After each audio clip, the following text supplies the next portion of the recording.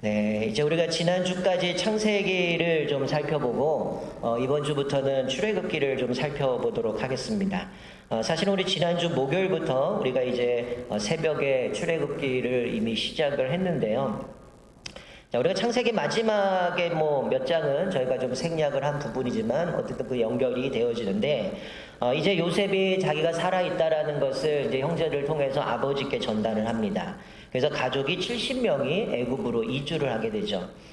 창세기 46장 8절부터 27절의 말씀은 오늘 우리가 읽은 앞부분에 이제 애굽으로 인도한 70명의 야곱의 아들들만 이름이 기록되어 있지만 창세기 46장 8절부터 27절까지는 이 야곱의 형제들과 그의 처와 자식들까지 아주 구체적으로 아주 명단을 기록해 주고 있습니다. 그리고 이제 요셉은 그 형제들에게 아버지께 요청을 하죠. 우리는 어릴 때부터, 즉 태어날 때부터 이제 목축을 했기 때문에 우리는 목축을 하는 사람입니다 라고 바로에게 이야기를 하라는 거죠. 왜냐하면 요셉이 봤을 때 애굽의 총리지만 애굽의 온갖 우상들이 가득했고 또 이 애굽 사람들은 이방인들을 무시했었고 특별히 목축을 하는 사람들은 가증하게 여겼기 때문에 우리는 어릴 때부터 목축을 키우는 사람이다 라고 하면 고센 땅으로 그들에게 인도하고 그들과 분리될 것을 생각했기 때문에 어쨌든 요셉은 하나님의 백성으로서의 정체성을 지키기 원했던 그 마음이 있었던 것 같습니다.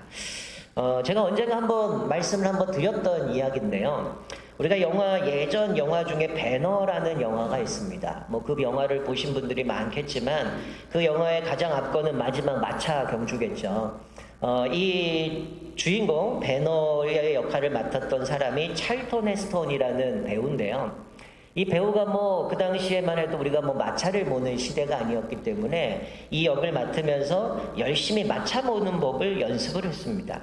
그러고서 어느 날 감독이 묻습니다. 이제는 좀 마차를 타는 법을 잘 익혔습니까? 라고 질문을 했더니 이 주인공이 이제는 제가 좀 마차 모는 거는 좀 익숙한 것 같은데 제가 경주에 이길지는 모르겠습니다 라고 얘기를 한 거죠. 그랬더니 감독이 웃으면서 이런 얘기를 합니다. 당신은 걱정하지 마. 그냥 고삐 들고 열심히 달리기만 하면 돼. 내가 당신 1등 만들어줄게. 이렇게 얘기했다는 거죠. 왜냐하면 각본상 아무리 맞살라가 중간에 어때요? 채찍으로 말을 때리다가 안 되니까 옆에 있는 배너를 채찍으로 때리기 시작하죠.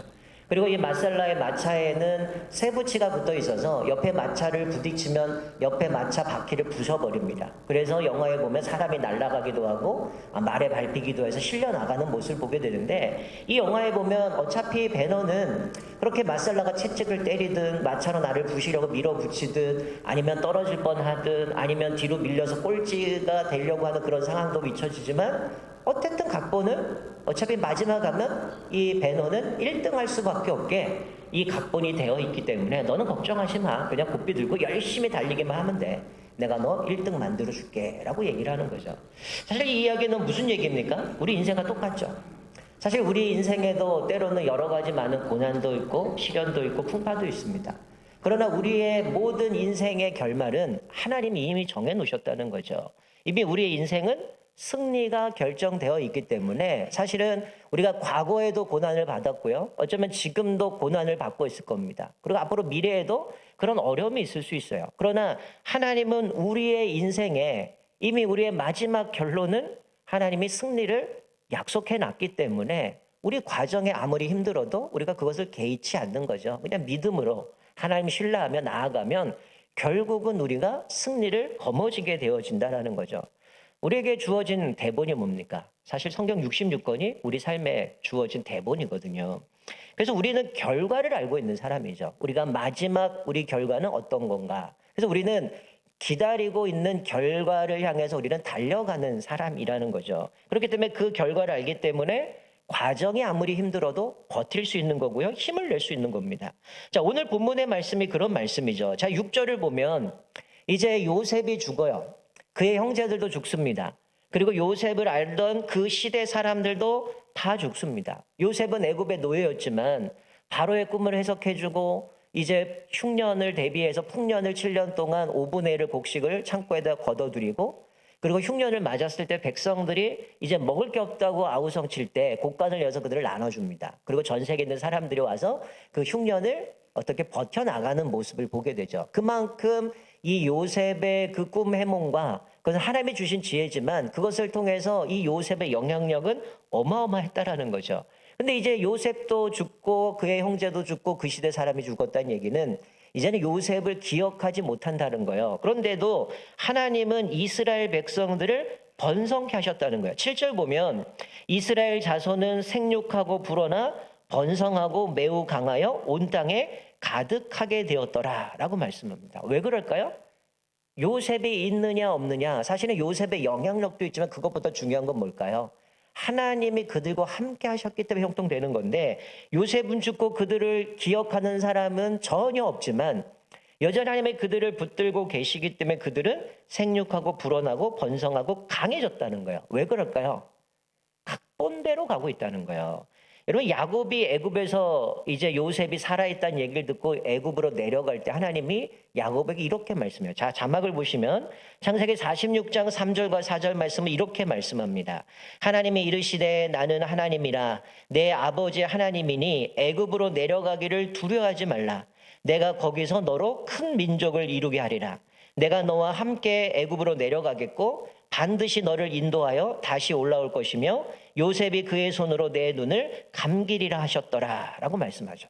즉 하나님이 야곱이 애굽에 내를 두려워하지 말아라. 내가 너와 함께 내려갈 거고 너는 그곳에 큰 민족을 이룰 거고 내가 너와 애굽으로 내려갈 거니 그리고 반드시 너를 이곳으로 데려올 것이다 라고 말씀하는 거죠. 그러니 이 야곱의 형제들 그리고 70명이 이주에 가지만 그들이 계속 번성해질 수밖에 없는 이유는 각본이 그렇게 되어 있는 거죠. 하나님이 번성하게 해줄 거고 하나님이 애굽에 같이 가실 거고 그리고 큰 민족을 만들 거고 너희들 다시금 가나안 땅으로 인도에 가실 거라고 약속을 해 주셨기 때문에 그 약속대로 애굽에서 하나님이 함께 하셨고 큰 민족을 이루게 하셨다는 거죠. 이미 사실은 야곱을 하나님이 부르셨을 때 그에게 축복하셨던 약속이 있습니다. 자, 우리 자막을 보시면 창세기 35장 11절 12절 말씀 보면 야곱에게 주신 축복이 성취되었고 성취되어 가고 있어요.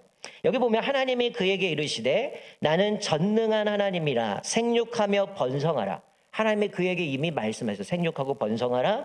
한 백성과 백성들의 총회가 내게서 나오고 왕들이 내 허리에서 나오리라. 내가 아브라함과 이삭에게 준 땅을 내게 주고 내가 내 후손에게도 그 땅을 주리라 하시고. 자, 이미 아브라함에게 약속하셨던 언약 그리고 이삭에게 약속하셨고 야곱에게도 그렇게 약속하면 축복을 해주셨는데 생육하고 번성하라. 사실 생육하고 번성하는 아담을 만드시고 인간에게 처음 주셨던 축복이었거든요. 생육하고 번성해 땅에 충만하라. 하나님 말씀하신 것처럼 계속해서 언약이 이뤄가면서 이스라엘 백성들까지 왔는데 하나님은 그들에게 생육하고 번성하고 내가 한 백성과 백성들의 총회가 내게서 나올 거고 왕들이 내 허리에서 나올 거고 하나님의 약속하신 그 땅을 내게 주겠다라고 이미 아브라함 때부터 그리고 이삭, 야곱에 걸쳐 가면서 계속 그것들을 말씀해 주셨다는 거예요. 그러니까 사실은 성경은 뭡니까? 우리가 흔히 있는 하나님의 섭리, 즉 하나님의 모든 각본대로 이 모든 것이 진행되고 있다는 거예요. 달리 말씀드리면 하나님의 각본이 이미 짜져 있기 때문에 그것을 이루기 위해서 하나님이 어떻게 하신 겁니까? 신실하게 그 일들을 이루고 계시고 역사하고 계셨다라는 거예요. 자, 그런데 오늘 본문 8절 말씀에 보면 이제 요셉을 알지 못하는 새 왕이 일어납니다. 이거는 새 왕조가 시작됐다는 거죠. 그러니까 요셉도 모르고 이스라엘 백성들이 애굽에 어떤 은혜를 줬는지 어떤 역할을 했는지도 모르는 왕이 등장했는데 이스라엘을 보니까 이런 생각이 드는 거죠. 도대체 이 인간들이 외국인들인데 어떻게 여기에 있을까? 이들이 번성하고 강성해지니 두려워하기 시작합니다. 그래서 자기들보다 많고 강해졌기 때문에 두려워한다라고 얘기를 하죠. 이거는 좀 과장된 얘기죠. 아무리 이스라엘이 많다라고 해도 애굽의 사람들과 비교가 되겠습니까? 근데 그 이유는 그들이 느끼든 느끼지 않든 하나님이 그들과 함께 하셨고 하나님의 계획대로 이것을 이루어 가셨기 때문에 그는 번창하고 성장해가고 불어나고 있었다라는 거예요. 그런데 이들이 볼 때는 점점 많아지고 강성해지니까 두려워서 어떻게 합니까? 압제를 하기 시작하는 거죠. 전쟁이 일어나면 대적과 이들이 조합이 돼서 하나가 돼서 우리를 공격하고 이들이 나갈 것을 우려합니다. 여러분 이게 참 재밌는 얘기예요. 처음에는 이스라엘을 보면서 뭘 생각해요? 얘네들이 어디서 굴러왔는지 모르겠는데 얘네들이 자꾸 숫자가 많아지고 강해지니까 이것 때문에 안 되겠다라고 얘네들이 좀 없었으면 좋겠다라는 생각이 들었는데 나중엔 전쟁이 나면 얘네들이 합세해가지고 악인들과 합세해갖고 여기서 나갈까봐 두려워하는 거죠. 이게 참 재밌는 거죠. 있는 것 자체가 두려운데 또 나갈까봐 걱정을 해요. 이게 뭔 얘기인지 모르겠어요. 어쨌든 이스라엘 존재만으로도 이들은 두려워합니다. 왜? 하나님이 그와 함께 하시고 생육하고 번성하게 만들어 가시니까 두려운 거예요. 그래서 이들이 할 수 있는 거는 자기들의 지혜를 구한다는 거예요. 사실은 요셉의 지혜로 애굽이 부강하게 되고 목숨을 건졌는데 지금 자기들의 지혜를 고작 꺼낸 게 뭡니까? 이들을 괴롭히는 겁니다. 감독을 세우고 이들에게 부역을 시켜서 무거운 짐을 지워서 괴롭게 해서 비동과 나암새 국고성을 세우는 거죠. 이 국고성은 어떻게 보면 이 곡식들을 걷어들일 창고일 수도 있고요. 또 하나는 전쟁 가운데 자기들을 지켜서 요새와 같은 겁니다. 이것을 짓는 데에 이스라엘 백성들의 일꾼으로 부리는 거죠. 이렇게 하면 이들은 어떻게 된다? 줄어들 거다. 뭔가 힘이 약해질 거다. 세력이 약해질 거라고 생각했는데 그런 어떻습니까? 과정은 괴롭고 압제를 당하고 힘들지만 이미 하나님의 각본은 뭐예요? 정해져 있어요. 이들을 통해서 민족을 만들 거고 부강하게 만들 거고 가나안 땅으로 인도해 가실 거기 때문에 사실은 이들을 아무리 괴롭히고 압제를 해도 끄떡이 없는 거죠. 왜? 하나님이 함께 하시고 이미 각본대로 이들을 괴롭혀봐. 배너 있는 것처럼 어차피 1등은 내 거야 라고 하는 것처럼 하나님이 이 길을 책임지신다는 거예요. 약해지는 게 아니라 오히려 더 강해집니다. 자, 12절 보니까 이렇게 말씀하죠. 그러나 학대를 받을수록 더욱 번성하여 퍼져나가니 애굽 사람이 이스라엘 자손으로 말미암아 근심하여. 여러분 보세요. 애굽이 이스라엘을 압제합니다. 감독을 세우고 국고성을 짓게 만들고 노역을 시켜요. 그러면 누가 고민해야 돼요? 애굽 사람이 고민하는 게 아니라 이스라엘 고민해야 되잖아요. 왜 쟤들이 우리를 압제할까? 우리를 왜 이렇게 힘들게 할까? 하나님 왜 우리를 이렇게 내버려 둡니까? 이런 얘기를 해야 되는데 오늘 말씀 보니까 점점 학대받을수록 번성하고 퍼져나가요. 그러니까 애굽 사람들이 근심하기 시작하는 거예요. 도대체 이 인간들 뭐지? 내가 괴롭히는데 압제하는데 왜 얘네들은 더 잘 되지? 더 번성하지? 고민하기 시작한대요. 학대할수록 이스라엘이 쪼그라들고 숫자가 들어들고 계속 힘이 약해져야 되는데 오히려 번성하게 되고 그러다 보니까 고민합니다. 그래서 더 압제하기 시작합니다. 이들에게 노역을 주고 흙을 이기게 만들고 벽돌을 찍어내게 만들고 여러 가지 농사일을 하게 되고 생활들을 더 괴롭히고 모두 엄한 일들을 그들에게 주어진다는 거예요.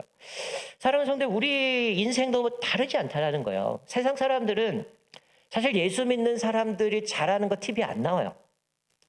나쁜 일만 얘기해요. 세상 사람들이 잘하면, 아니 세상 사람들이 기독교인들이 뭔가 잘하면 우리를 이상하게 비웃고 시기하고 질투합니다. 핍박을 합니다. 그런데 기독교 역사를 보면 어때요? 그렇게 핍박하면 핍박할수록 기독교가 망하고 없어지는 게 아니라 오히려 강성해졌다는 거예요. 여러분 우리가 사도행전을 볼 때 초대교회 기독교 역사 이래 보면 어떻습니까? 우리가 사도행전 전에 아마 우리가 바울이라는 영화를 한번 보셨을 텐데 그 바울의 영화가 어때요?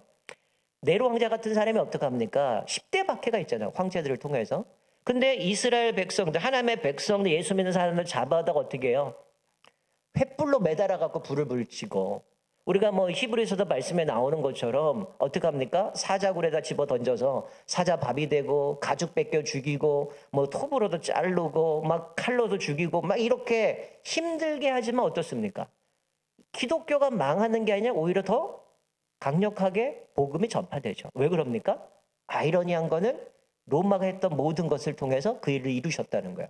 하나님은 마치 신약과 구약 사이에 암흑기가 있지만 그 400년의 침묵기가 있는데 그때 어떤 일이 벌어지냐면 언어가 헬라어로 통일이 돼요.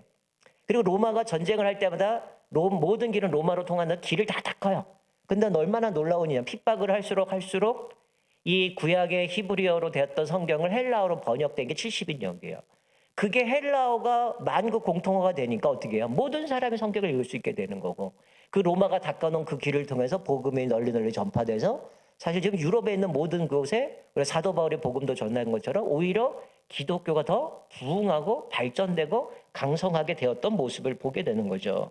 결국 하나님의 섭리 가운데 각본대로 진행되기 때문에 사실은 과정이 힘들고 어려울지라도 뭡니까?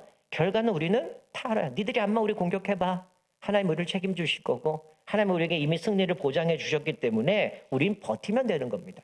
시간이 지나가면 그게 약인 거죠. 우리가 시간이 약이라고 하는 것처럼 어차피 때가 되면 인내하면 하나님 우리를 승리하도록 만들어 가신다는 거예요. 그러니까 지금 오늘 이 애굽에서 압제를 당하고 있는 이 히브리인들이 무엇입니까?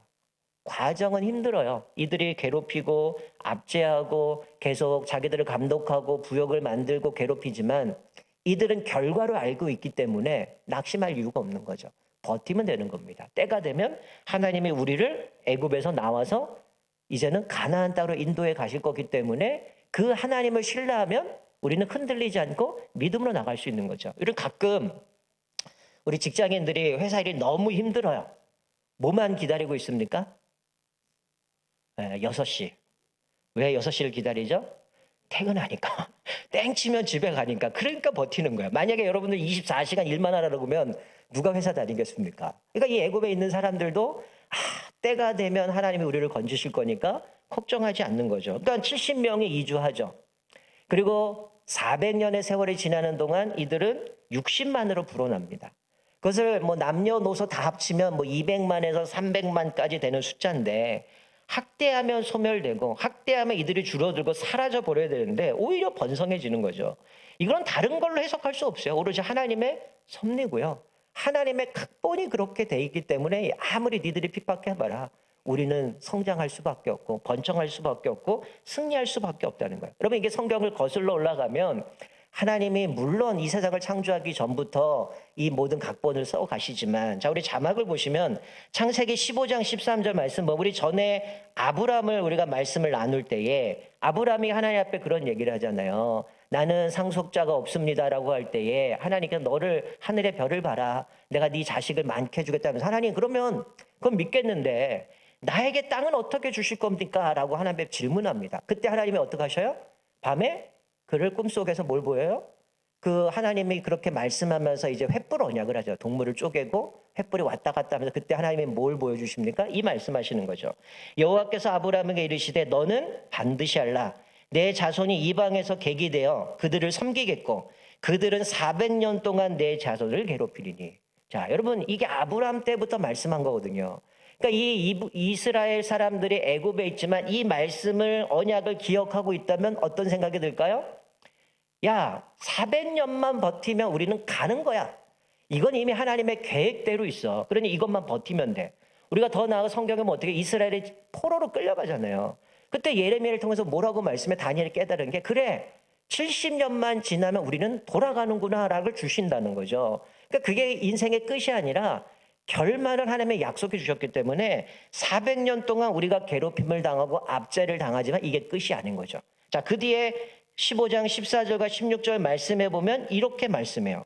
그들이 섬기는 나라를 내가 징벌할지며. 뭐라는 거야? 400년 너희들이 괴롭힘을 당하지만 내가 걔네 칠 거야.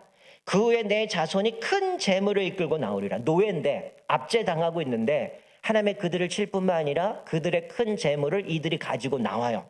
그리고 너희들은 4대 만에 이 땅으로 돌아오리니 이는 아모리 족속의 죄악이 아직 가득 차지 아니함이니라 하시더니. 즉 뭐예요? 그들의 재물을 가지고 이들이 가나안 땅으로 들어갈 것이라고 이미 약속해 주셨어요. 지금 내가 400년 괴롭힘 당하고 있지만 이게 끝이 아니라는 거예요. 400년 지나면 우리는 어차피 하나님의 애들 칠 거고 하나님 우리에게 큰 재물 가지고 우리 땅으로 돌아가게 할 거니까 뭐 하는 겁니까?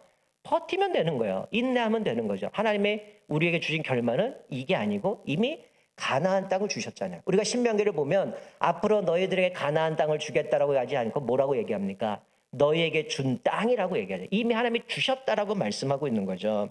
그러니까 이들이 하나님께서 이스라엘은 오랜 세월 동안 기다리면 됩니다. 하나님이 오랜 세월 동안 아브라함에게 땅을 약속했고 그 약속을 오랜 세월을 보내야 성취가 되어지지만 여러분 우리가 나중에도 여호수아 살펴보지만 가끔 이런 질문을 던져요. 목사님 어떻게 하나님이 공의로운 분이고 사랑이 많으신 분인데 이스라엘 백성을 위해서 가나안 땅에 있는 사람들을 그렇게 잔인하게 죽이실 수 있습니까? 이건 하나님의 윤리적으로도 문제 있는 것 아닙니까? 이렇게 질문해요. 근데 우리가 좀 전에 읽은 말씀 뭐예요? 아직 아모리 족속의 죄악이 아직 가득 차지 아니함이니라. 하나님이 왜 이스라엘 백성들을 애굽에서 400년 동안 노예 생활을 하게 만듭니까? 그들을 가나안 땅으로 보내면 그 가나안 땅에 범죄하지 않는 사람들을 죽여야 되는 거죠. 그러니까 하나님이 기다리신 거죠. 그 땅에 그들이 범죄하고 타락할 때까지 기다리고 참고 참다가 어떻게 하신 겁니까? 더 이상 얘들을 참지 못하니까 그들을 진멸하라라고 말씀하신 거죠. 여러분, 예수님이 십자가에 못 박혀 돌아가심으로 이미 사단 권세를 이기시고 승리하셨어요. 예수님은 재림하신다고 말씀해요. 왜 예수님이 재림을 안 하십니까? 성경은 뭐라고 말씀해요? 한 명이라도 더 구원하시기 위한다는 거죠. 만약에 예수님 지금 재림하시면 어떨까요? 아직도 복음 듣지 못한 사람, 아직도 하나님의 은혜를 알지 못하는 사람들이 심판을 받게 되는 거예요. 그러니까 이 땅에 복음이 증거되고, 그래서 하나님의 말씀이 다 증거되고, 그때에 이제 제가 관영해지면 그때 하나님이 재림하셔서 심판하시나요? 하나님이 더디 오시면 우리는 뭐 해야 돼요? 아직도 우리가 복음을 증거해야 될 사람들이 남아있구나. 우리도 열심히 복음을 증거해야겠다. 이런 말씀을 보여주는 거죠. 그러니까 오늘 이 본문 말씀 가운데에 하나님은 아직 아모리의 족속의 죄가 가득 차지 않았다는 하나님의 공의와 정의를 보여주시는 겁니다. 어쨌든 이스라엘 백성들은 한 민족을 죽일 수 없기 때문에 그 기간을 기다려야 되는 거죠. 그 기간 동안 때로는 힘들고 어렵지만 하나님은 어떻게 하셨어요? 이미 그 전부터 계획하고 준비하신 그 각본대로 하나님이 일하시고 만들어가고 계신다는 거예요. 그러니까 하나님이 시작한 일은 그것이 길지라도, 시간이 길어갈지라도 하나님은 어떻게 하셔요? 반드시 그 일을 끝내신다라는 그 고백이 여기 안에 내포되어져 있는 거죠. 여러분, 그렇기 때문에 우리는 어떻습니까? 결과가 주어진 인생이죠. 우리도 예수님이 십자가에 죽으셨고 부활하시고 승천하시고 하나님 우편에 지금도 다스리시고 사망 권세를 이기신 분이기 때문에 승리는 이미 거머쥔 겁니다. 우리가 하나님을 순종하고 하나님의 통치에 순종하고 살아가는 사람은 죽어서 천국 가고 죽어서 승리를 경험하는 게 아니라 이미 이 땅에서 승리를 경험해요. 완전한 승리는 예수님 재림 때 누리게 되지만 이미 우리에게도 하나님께서 그것들을 주셨다는 거예요. 그러니까 우리가 인내하고 기다리면 반드시 지금은 고통도 있고 아픔도 있고 때로는 많은 것을 포기하고 싶은 마음도 있겠지만 반드시 그 끝에 가서는 우리에게 승리를 보장해 주시고 그 승리를 누리게 하신다라는 겁니다. 그래서 우리가 로마서 8장 37절 말씀, 우리 잘 아시는 말씀인데 자막을 보시면 이렇게 말씀하죠. 그러나 이 모든 일에 우리를 사랑하시는 이로 말미암아 우리가 넉넉히 이기느니라. 우리가 넉넉히 이긴다는 거죠. 이 말씀 앞뒤로 말씀을 살펴보면 그 어떤 것도 우리를 막을 수 없다는 거죠.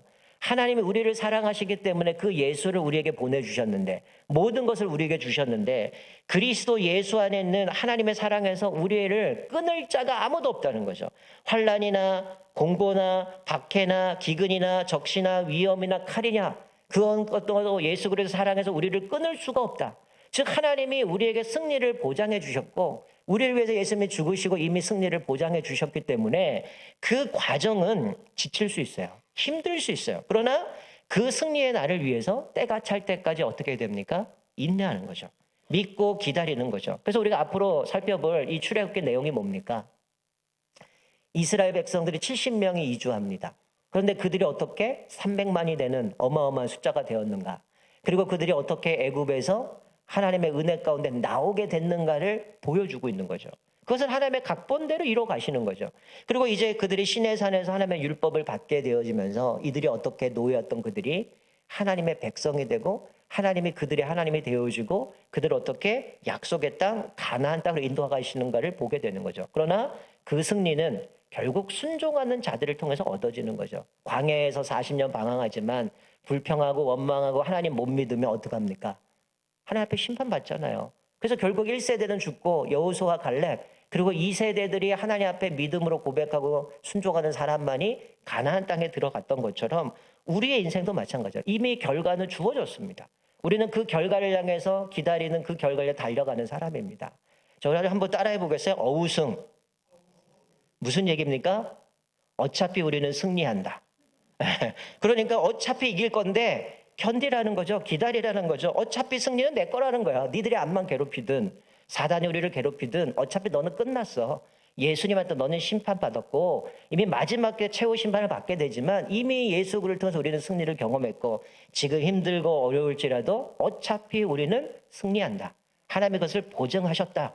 그렇기 때문에 지금 내가 겪고 있는 과정 가운데 힘들고 어렵고 환난과 지치고 포기하고 싶은 것들이 있겠지만 낙심할 것이 아니라 오늘 이스라엘 백성들이 이제 출애굽을 살피겠지만 그들이 하나님을 순종하고 믿음으로 나아가는 자들을 통해서 가나안 땅에 인도하셨던 것처럼 우리도 그 주님을 바라보면서 낙심치 않고 이 소망 붙들고 믿음으로 걸어가는 사람들에게 하나님의 약속하신 그 승리를 이 땅에서 누리지만 영원한 그 생명과 소망 가운데에 그 승리를 누리게 하심을 기억하면서 날마다 믿음으로 승리하시는 저와 여러분 되시기를 주님의 이름으로 축원드립니다. 아멘.